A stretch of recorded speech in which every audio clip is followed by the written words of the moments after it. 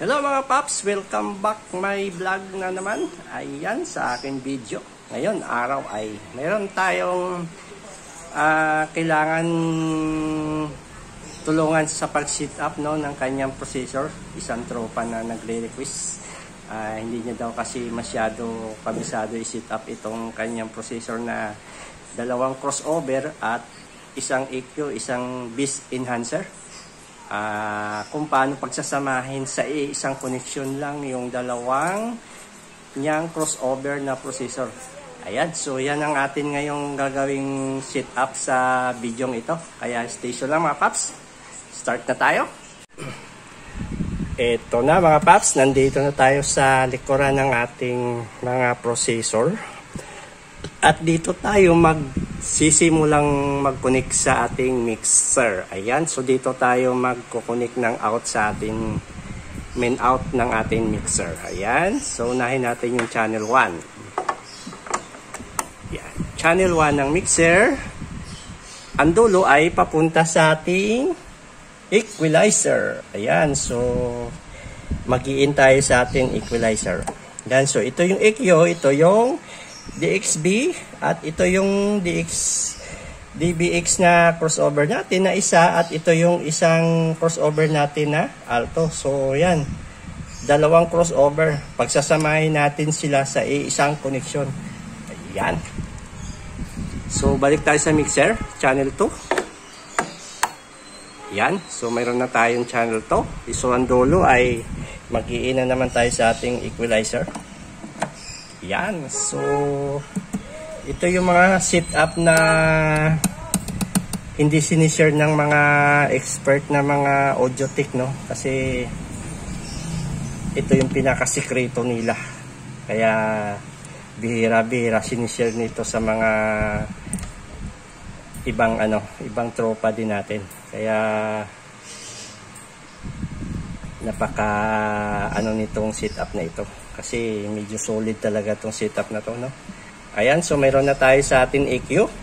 May in na tayo, may out na tayo, in na tayo sa channel 1, channel 2. Ayan, so balik tayo sa EQ, mag-out tayo sa channel 2, channel 1 pala.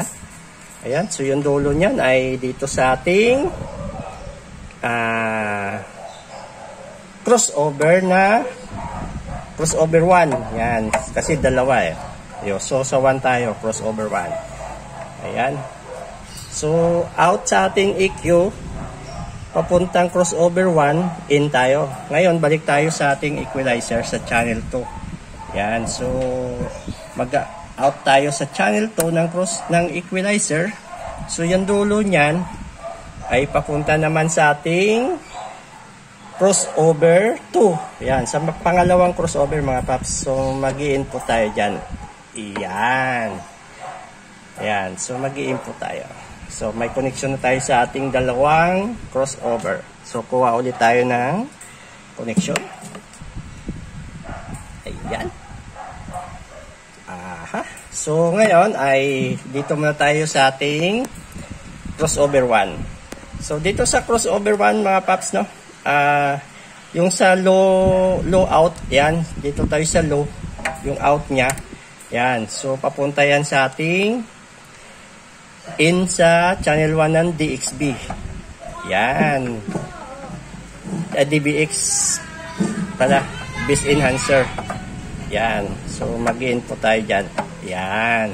Ngayon balik tayo sa crossover 2, yan, so sa low ulit tayo ng crossover 2. Yan. Yung dulo ay dito naman tayo sa channel 2 din ng DXB natin. Ayan. Yan, DXB. Ayan.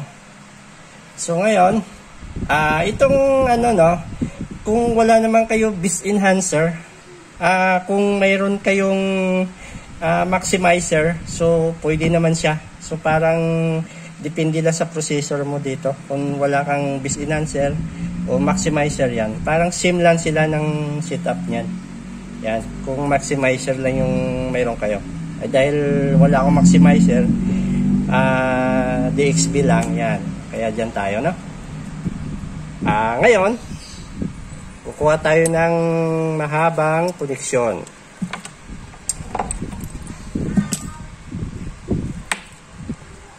Kuya, badbarin mo.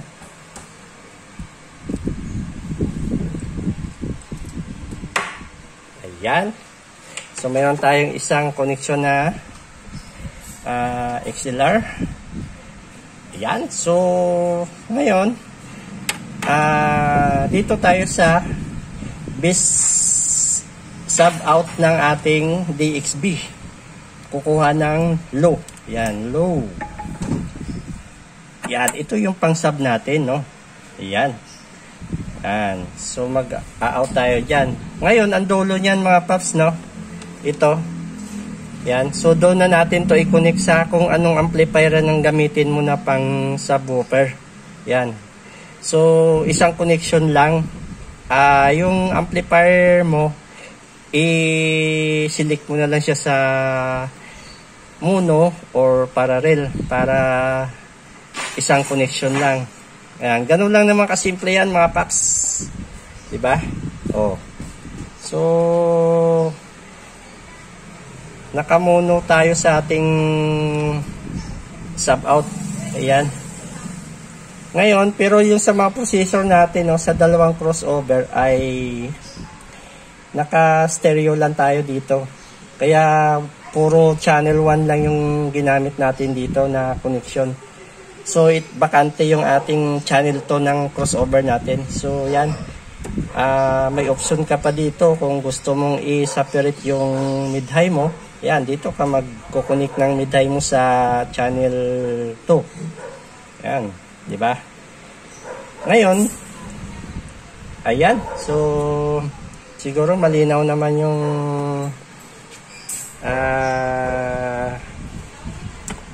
tutorial natin sa pag-connect ng dalawang crossover para iisang connection. Okay, so yan lang mga paps. At maraming salamat at pa-subscribe na lang din sa YouTube at sa Facebook page, paki-follow na lang. So thank you very much.